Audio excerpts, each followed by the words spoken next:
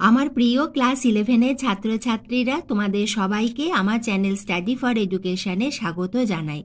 আজ আমি তোমাদের ক্লাস 11-এর খুবই গুরুত্বপূর্ণ একটি বিষয় হলো বায়োলজি, জীববিদ্যা, এবং জীববিদ্যারই আমাদের ক্লাস 11 অ্যানুয়াল এক্সাম 2018 যে প্রশ্নপত্র ছিল তার আমি এমসিকিউ এবং এসএকিউ এর উত্তর তোমাদের এই ভিডিওটিতে বলে দেব, এবং তারপরে আরও যে প্রশ্নগুলি এসেছিল সেগুলো তোমাদের দেখিয়ে দেব।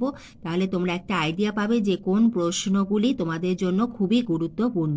এবং তোমাদের ক্লাস 11-এর আরও অনেক গুরুত্বপূর্ণ ভিডিওর লিঙ্ক তোমরা এই ভিডিওর ডেসক্রিপশন বক্সে এবং ভিডিও শেষে এন্ড স্ক্রিনেও দেখতে পাবে।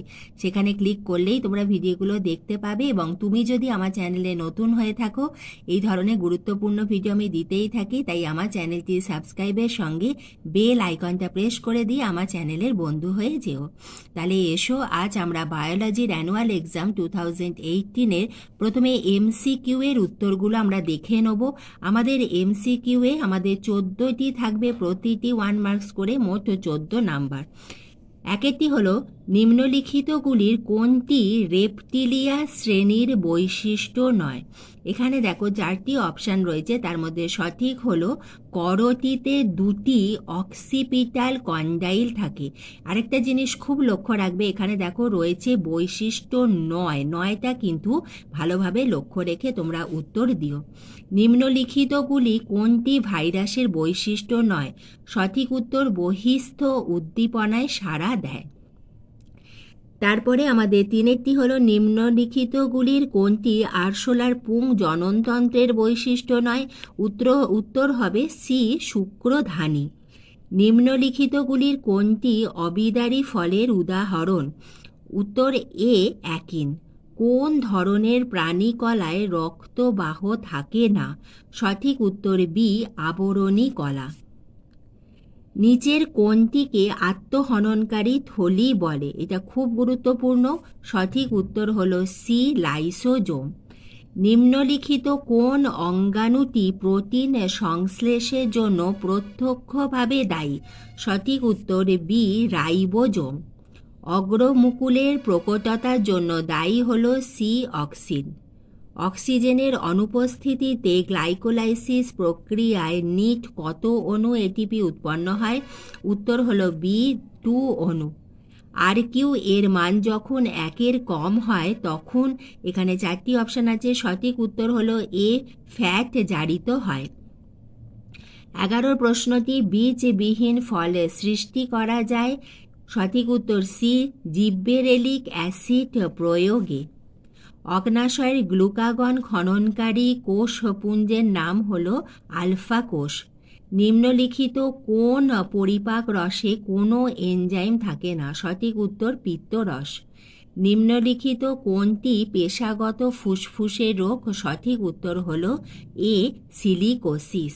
তাহলে তোমরা এমসিকিউ এর উত্তরগুলো দেখে নিলে, এসো এবার এসএকিউ এর উত্তরগুলো আমরা জেনে নিই।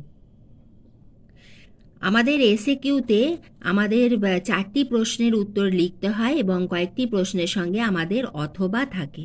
প্রথম প্রশ্নটি হলো অণুসূত্র বা হাইফা কি?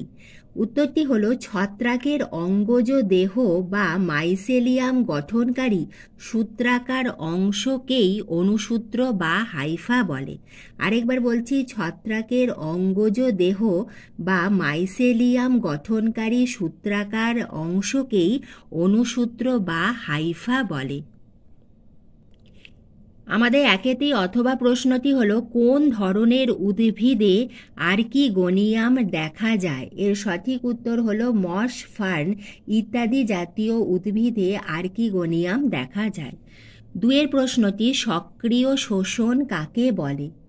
বিপাকীয় শক্তির এটিপি ব্যবহারের মাধ্যমে বাহক প্রোটিনের দ্বারা কোষ বহিস্থ পরিবেশ থেকে পদার্থের অণু বা আয়নের শোষণকেই সক্রিয় শোষণ বলা হয়।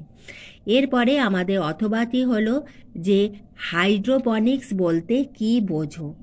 উত্তরটি হলো যে বিজ্ঞান সম্মত পদ্ধতিতে মাটি ছাড়াই পুষ্টি পদার্থযুক্ত জলীয় দ্রবণে উদ্ভিদের বৃদ্ধি ঘটানো হয় বা চাষ করা হয় তাকেই বলা হয় হাইড্রোপনিক্স। আরেকবার বলছি, যে বিজ্ঞানসম্মত পদ্ধতিতে মাটি ছাড়াই পুষ্টি পদার্থযুক্ত জলীয় দ্রবণে উদ্ভিদের বৃদ্ধি ঘটানো হয় বা চাষ করা হয় তাকেই বলা হয় হাইড্রোপনিক্স।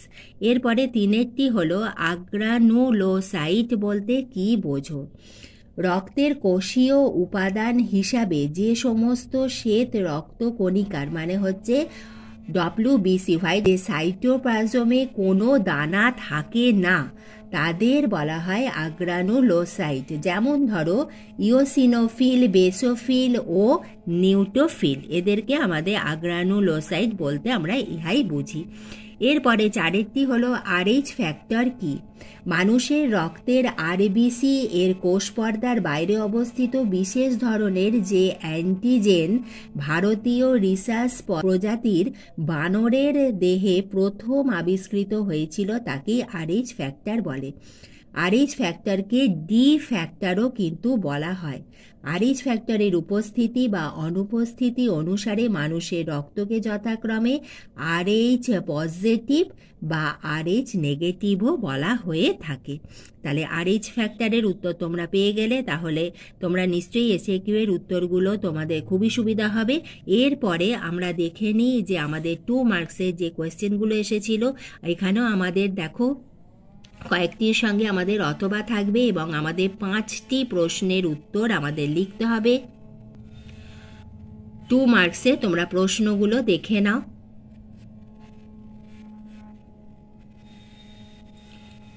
এরপরে আমাদের 3 মার্কসের 9টি প্রশ্নের উত্তর আমাদের লিখতে হয়।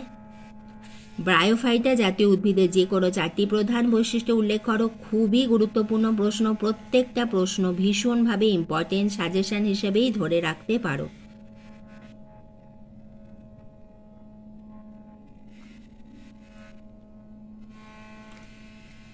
এবং তারপরে আমাদের 5 মার্কসের 3টি প্রশ্নের উত্তর লিখতে হয়।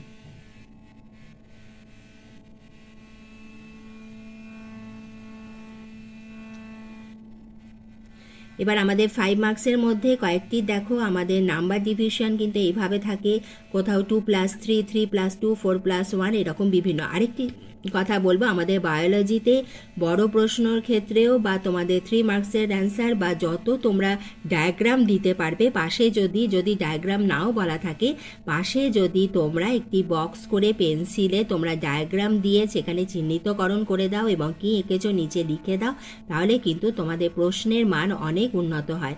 সেজন্য আমি তোমাদের বলবো যে তোমরা যদি ডায়াগ্রাম দাও তাহলে খুব ভালো হবে। তাহলে আজ আমি তোমাদের 2018-এর যে পেপারে অ্যান্সার এবং যে প্রশ্নগুলো এসেছিল দেখিয়ে দিলাম। আশা রাখি ভিডিওটি তোমাদের খুবই উপকারে আসবে এবং ভালো লাগলে একটা লাইক করে দিও। Thank you.